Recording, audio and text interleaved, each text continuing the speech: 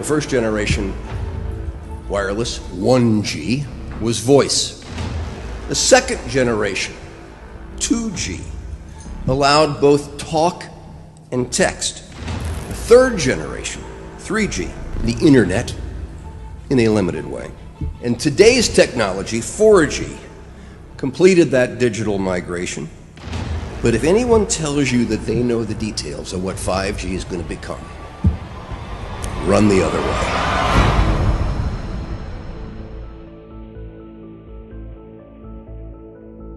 The more I know, the more I realise how little I actually know.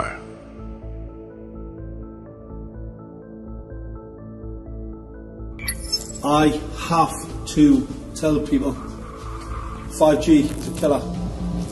I'm Mark Steele. Anybody who hasn't heard me, I'm a weapons systems head-up display expert, one of the leading experts in the world.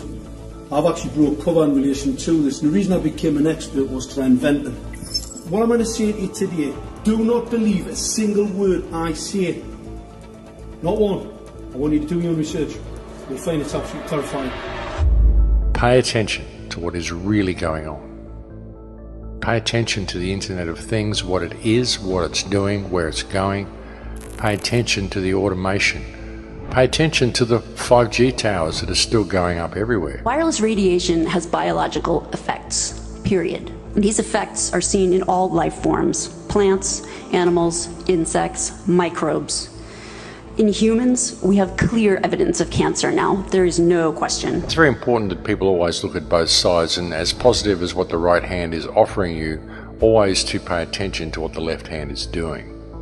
Just because a lot of people think something is right doesn't make it right. Just because a lot of people think something is good doesn't mean that it's good. It will be impossible to exist in a city or to walk outside without being exposed. There's going to be a cell tower in front of every few houses, and this means that your personal choices, whether or not you personally use a cell phone or hold it 10 inches away from your head, that cannot escape you from your radiation exposure. This is not a random series of events that have brought us to this point. Even when you look at technology, civilization, industry, the rise of technology, none of this has been random. None of it has been simply a matter of course, simply men inventing things and connecting the dots and moving to the next practical thing. All of it has been done by design to lead us to a certain point.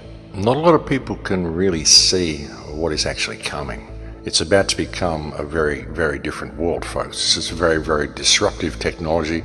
Very disruptive in as much as it's going to disrupt the way we live our normal lives if we allow it to be rolled out and if we abide by the parameters that the government's putting in place with this technology.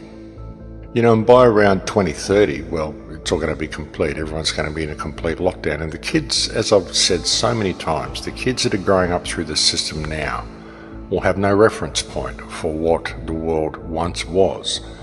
They'll have no reference point for what freedom even possibly looked like. They simply won't have the concept of it because it won't be anything they've ever experienced. And with 5G, I mean, what people need to understand with it is that it's all military-grade technology. It's not just about monitoring. It's not just about social crediting. It's not just about surveillance. It's also about crowd control. It's about mood control. It's about emotional control. There are so many patents, so many US patents, so many DARPA patents that show the incredible amount of psychological manipulation you can do through electromagnetic radio waves. And not just psychological control, but also physical control. I mean, it's control at all levels that you can think of, folks. It's right across the spectrum. We've seen experiments with MIT where they've injected nanotechnology into rats and they've been able to switch the genes of the rats on and off using radio waves to operate the nanotechnology. You think about what's in the chemical spraying that goes on in the sky, the nanotech in all the foods. I mean, we're being set up in a big way, ladies and gentlemen, and the manipulation that comes through this 5G system is profound. It's absolutely off the charts.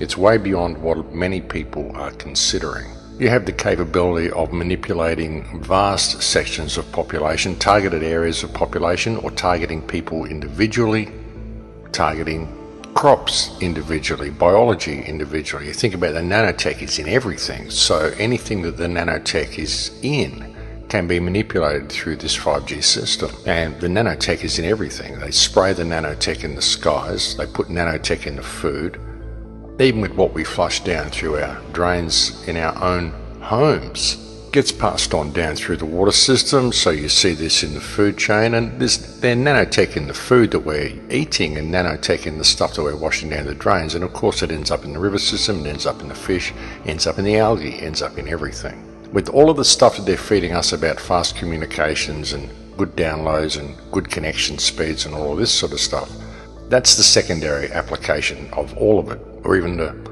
third application of all of it, because ultimately this is military grade technology, and what it's about is control, and ultimately it's a weapons system. You know, it's a surveillance system and a weapons system. You can have people under surveillance and then you can weaponize it and target certain individuals for elimination or whatever, heart attack, cancers, whatever you want to do to them. You just got to look at it, folks, and think, well, how much can you trust your government?